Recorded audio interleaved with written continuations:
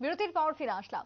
যাকে শীত রাজ্যে এবং তার সঙ্গে আইএমডির পক্ষ থেকেও রয়েছে কড়া সতর্ক বার্তা রাজ্যের জন্য।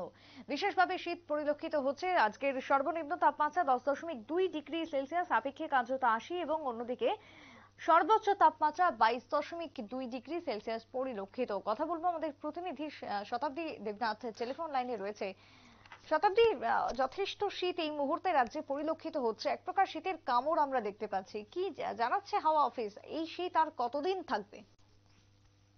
দেখো, কথায় আছে যে মাঘের শীত নাকি বাঘে কাটে, এবং সেই ক্ষেত্রে এই প্রবাদ বাক্যই এবার হাড়ে হাড়ে টের পাচ্ছেন রাজ্যবাসী। এবং মাঘের শীতে কিন্তু কাঁপছে শহর থেকে গ্রাম গ্রাম এবং সেক্ষেত্রে বলা যায় যে পৌঁছে যেভাবে শীত অনুভূত করতে না পারলেও এবার কিন্তু যে মাঘ মাসে যে শীত পড়েছে বা শীতের কামড় যে রয়েছে, সেক্ষেত্রে কিন্তু বলা যায় যে একেবারে ঠান্ডা অনুভূত হচ্ছে গোটা রাজ্য জুড়ে।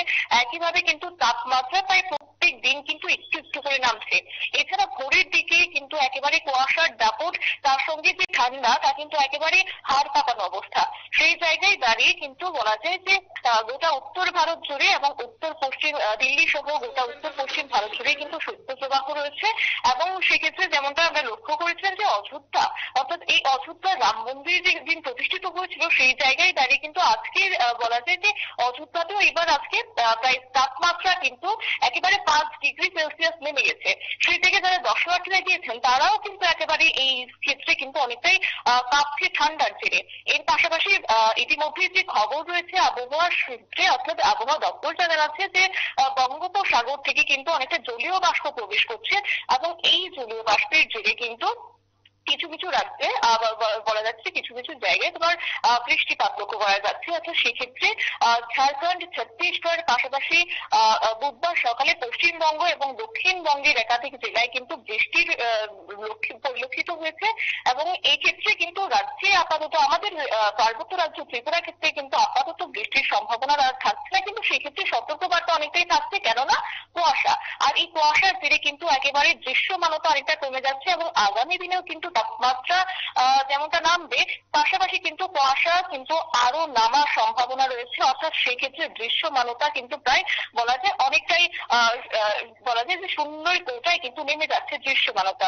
এর পাশাপাশি কিন্তু বলা হচ্ছে যে ভোরের দিকে কুয়াশায় ঢাকা থাকবে আকাশ, এবং সব মিলিয়ে আগামী কয়েকদিন তাপমাত্রা এইভাবেই থাকবে। সেক্ষেত্রে যারা যারা পর্যটক বিলাসী রয়েছেন বা যারা ঘুরতে পছন্দ করেন, তাদের ক্ষেত্রে কিন্তু এবার বিশেষ সুখকর দিন বলা যায়। তবে তাপমাত্রা সেক্ষেত্রে জানিয়ে রাখি, তাপমাত্রা কিন্তু আগামী 24 ঘন্টাতে থাকছে তোমার সর্বোচ্চ 21 থেকে 23 ডিগ্রি সেলসিয়াস, আর সর্বনিম্ন কিন্তু থাকবে তোমার 9 থেকে 12 ডিগ্রি সেলসিয়াসের মধ্যে থাকবে। এছাড়াও আর্দ্রতার পরিমাণ কিন্তু অনেকটাই বেশি থাকবে বলে খবর রয়েছে। সুপ্রীতি, এবং তার সঙ্গে বৃষ্টিপাতের কি কোনো সতর্ক বার্তা থাকছে? দেখো, বৃষ্টিপাত আপাতত আমাদের রাজ্যের ক্ষেত্রে থাকছে না, কিন্তু দেখা যাচ্ছে যে পশ্চিমবঙ্গ এবং দক্ষিণবঙ্গের একাধিক জেলায় বৃষ্টিপাত পরিলক্ষিত হয়েছে। সেই জায়গায় গতকালও বৃষ্টিপাত লক্ষ্য করা গেছে, এবং আজকেও কিন্তু দক্ষিণবঙ্গের একাধিক জেলাগুলিতে তোমার বৃষ্টিপাত পরিলক্ষিত হয়েছে।